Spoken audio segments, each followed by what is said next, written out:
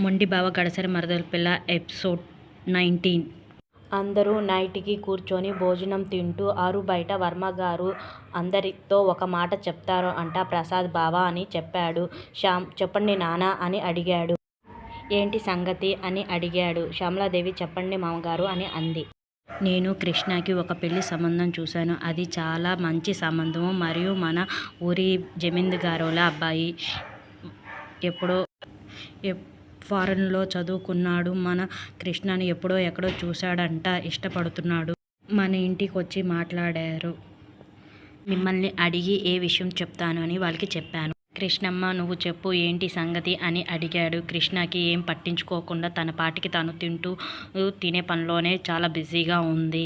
వాళ్ళు ఏం మాట్లాడుకుంటున్నారో కూడా పట్టించుకోకుండా తింటున్న కృష్ణను ఉరిమి చూశారు. ప్రసాద్ గారు కూతురు నాన్న నాకు కొడుక్కిచ్చి పెళ్లి చేస్తాను అన్నావు కదా, నీ కొడుకు మనసులో నీ మనసులో ఏముందో నాకు ఇంతవరకు చెప్పలేదు కదమ్మా, చెప్పండి అని అడిగారు.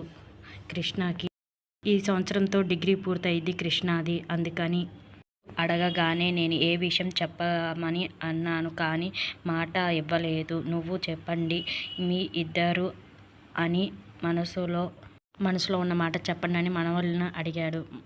మా మనసుల్లో కృష్ణ మీద అలాంటి అభిప్రాయం లేదు తాతయ్య అని చెప్పారు. కృష్ణని మేమెప్పుడు చెల్లిగానే చూసాము, ఆ ఉద్దేశంతో చూడలేదు తాతయ్య అని చెప్పారు.